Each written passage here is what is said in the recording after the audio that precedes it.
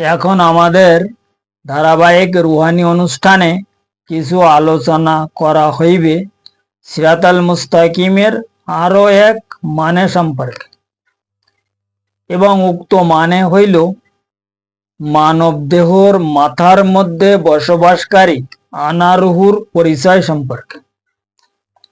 কারণ উক্ত আনারুহুর সঠিক রুহানি হাকিকি বিষয়কে দলিল প্রমাণ সহ সঠিক বাতিনি তালিম অনুযায়ী সম্পূর্ণ ইলমে তাসাউফ মতে আজকের পর্বে কিছু আলোচনা সুফি তত্ত্বের হিসাব অনুসারে করা হইবে। কারণ উক্ত আনারুহুর সঠিক রুহানি হাকিকত সম্পর্কে হাদিস কুদসির মাধ্যমে সেই মহান নবী পাক সালাতুস সালামের উক্ত মহা অসীম জবান মুবারকে সেই মহান আল্লাহ পাক খোদ ইরশাদ ফরমায়া, আল ইনসানু সিররাই ওয়া আনা সির রুহু। অর্থাৎ সেই মহান বারে এলাহি ইরশাদ ফরমায়া, প্রত্যেক মানব গোষ্ঠী আমার গুপ্তভেদ এবং আমি তাহাদের সঠিক নিগুড় তথ্য। কাজে এখন উপলব্ধি করার বিষয় হইল সেই মহান আল্লাহ পাকের প্রকাশকৃত উক্ত গুপ্ত ভেদ আসলে কি। কারণ তাহার সেই গুপ্ত ভেদ হইল মানব দেহর মাথাকৃত আনারুহু। কারণ উক্ত আনারুহুর রুহানি ওসিলায় তাহার সঙ্গে দিদারে এলাহি হাসিল হয়। এই মহা কঠিন গুপ্ত ভেদ আজ পর্যন্ত কোনো ব্যক্তি সঠিকভাবে প্রকাশ করিতে সক্ষম হয় নাই। কারণ উক্ত গুপ্ত বিষয়ে কবি নজরুল ইসলাম কিছু কথা প্রকাশ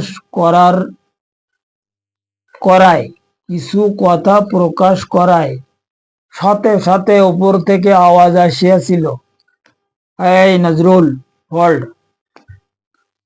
ইহার পরে তিনি 5 বৎসর যাবৎ এই দুনিয়ায় জীবিত ছিলেন, কিন্তু কথা বলার কোনো শক্তি ছিলই না। কারণ তাহার কথা বলার যে রুহু অর্থাৎ লতিফায় আকফা রুহুকে সেই মহান আল্লাহ পাক সিজ করিয়াছিলেন, যার কারণে সে 5 বৎসর হায়াতে থাকার পরও তাহার এই জবান বন্ধ হওয়ার 5 বৎসর পর্যন্ত হায়াতে থাকার পরও সে কোনো কথা বলতে পারত না। কারণ আমরা যে কথা বলি আনা রুহু আকফা রুহুর ওসিলে, আর এই মাথার মধ্যে যে আনা রুহু রয়েছে, এই আনা রুহু সম্পর্কে তো আজ পর্যন্ত তালিম টিচিং বহুত কম হয়েছে। প্রকাশ্যভাবে এই আনা রুহু সম্পর্কে কোনো ব্যক্তি যেরকম এরকম খোলাভাবে আজ পর্যন্ত বলিনি যে সেই আনা রুহু, এই যে মাথার মধ্যে আনা রুহুর রুহানি ওসিলায় সেই মহান বারে এলাহির অর্থাৎ সৃষ্টিকর্তার দিদারে এলাহি হাসিল করা যায়, যার কারণে সেই মহান সরকারে দু আলম সালাতুস সালাম তাহার সেই মহা অসীম জবান মুবারকে তিনি এক হাদিসে ইরশাদে গ্রামীণ ফরমায়া, আল মারেফাতু ইসরারি। অর্থাৎ তিনি ফরমায়া, মারেফাত হইল আমার নিগুড় তথ্য জ্ঞান বা নিগুড় তথ্য এলেম। এখানে বলা হয়েছে ইসরারি। ইসরার মানে এলেম অর্জন করা, আর ইসরারি মানে খোদ এলেম হয়ে যাব। তিনি তো খোদ এলেম ছিলেন।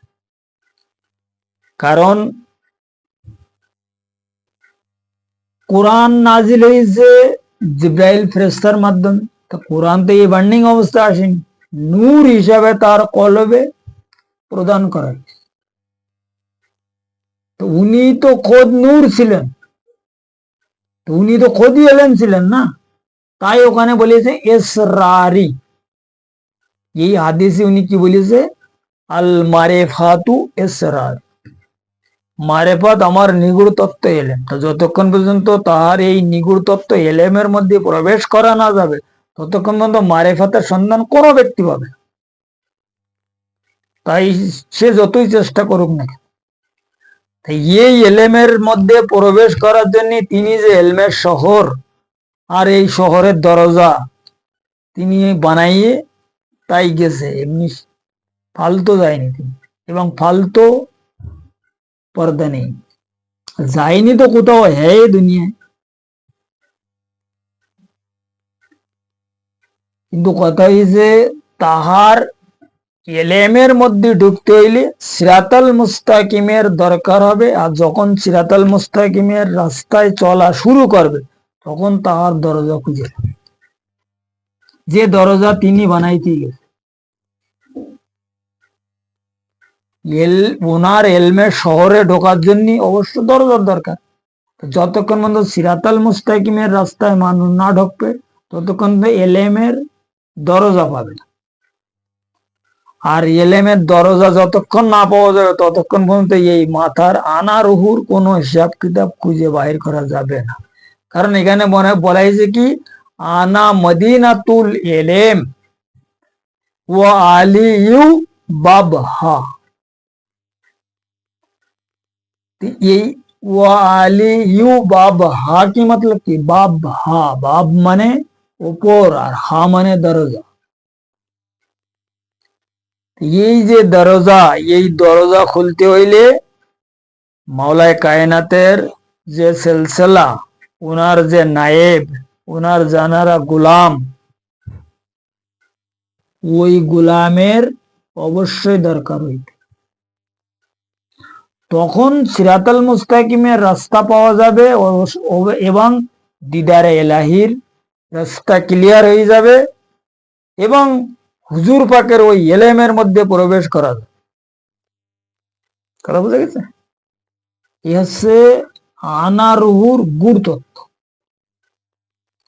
এবং এই আমাদের মাথার মধ্যে যে আনা রুহু রয়েছে, লতিফায় আনা, এই আনা রুহুর রুহু সম্পর্কে তরিকত জগতের মধ্যে 50% লোক তো জানেই না যে আনা রুহু হতায় কি, এবং 7 লতিফার সম্পর্কে তাদের কোনো নলেজ নেই।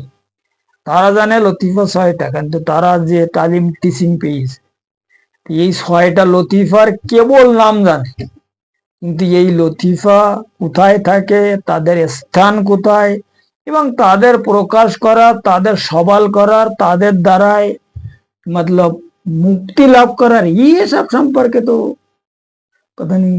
আমি তো আজ পর্যন্ত কারোর মুখে শুনলাম না কিভাবে কি করতে হয় না। কারণ আজকে 18-20 বছরও আমি এই রাস্তায় খালি ঘুরেছি, তবে 18-20 বছর লেগে যায় আমার খালি এই সিরাতাল মুস্তাকিমের রাস্তার মধ্যে ঢুকতি। এই ঢোকার পরে তাই বুঝলাম যে আমি এইবার তরিকার মধ্যে দাখিল হচ্ছি।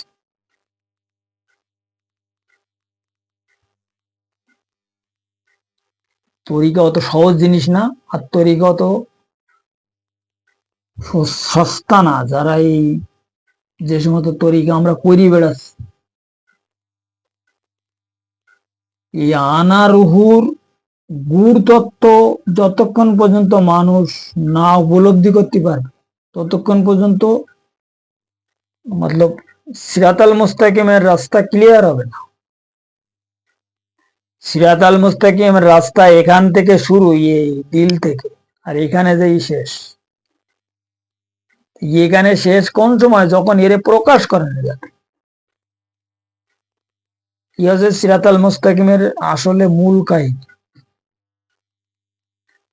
কারণ এই আনা রুহুর মাধ্যমে আমরা কিন্তু সবকিছু করতেছি দিন।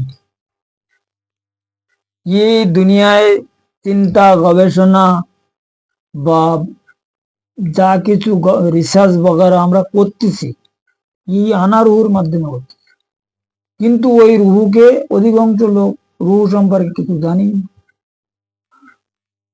প্রত্যেক মানুষের চলাফেরা, ওঠা বসা, দেখা শোনা, শ্বাস প্রশ্বাস, যা কিছু করতে মানুষ দুনিয়া সব স্তরে এক একজন রুহু রয়েছে। নাইতে কোনো সমাজের নেই মানুষের কোনো কিছু করার ক্ষমতা আছে।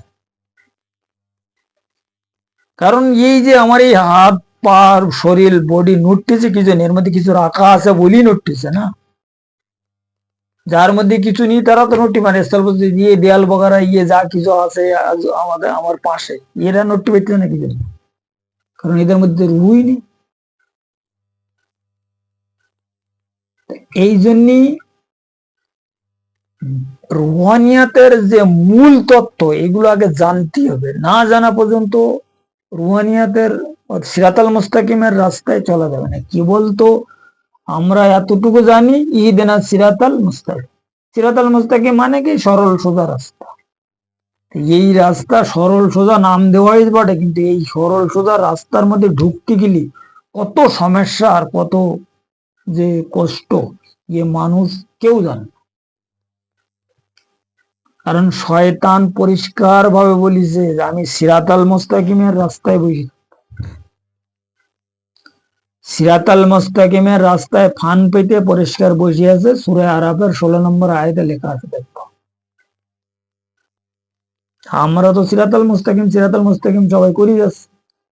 আসলে বর্তমান সময়ে প্রত্যেক ব্যক্তি সিরাতাল মুস্তাকিমের সন্ধানে রয়েছে।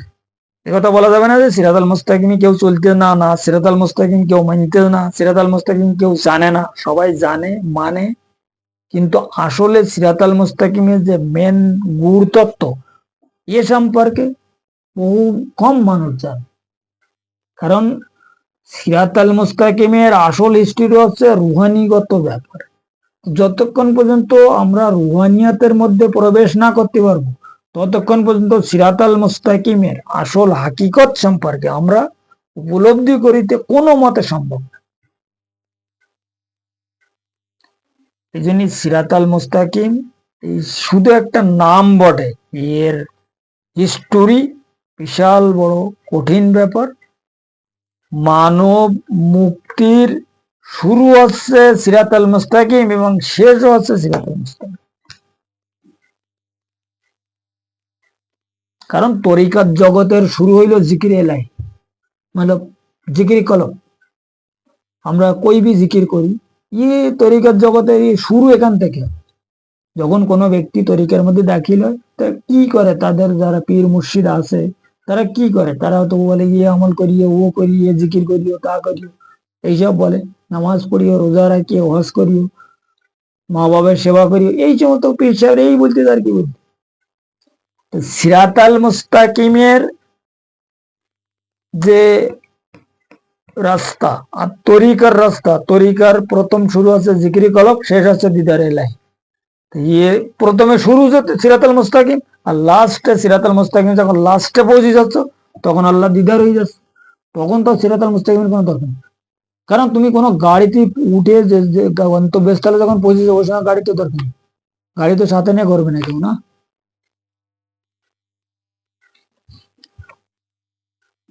এই হলো আনারুহু সম্পর্কে আজকের কিছু আলোচনা করা হইলে এই পর্বে। আর আনারুহু সম্পর্কে আরো বহুত লম্বা আলোচনা রয়েছে। এই আনারুহুর উপরে 3 পর্দা রয়েছে, এই পর্দা সম্পর্কে কোনো একদিন আরো কথা বলা হইবে। যাই হোক, আজকের আলোচনা এই পর্যন্ত রাখা হইল। আগামী পর্বে আরো কিছু আলোচনা করা হইবে সিরাতাল মুস্তাকিমের অন্য বিষয়, যদি মুর্শিদ দয়া করে।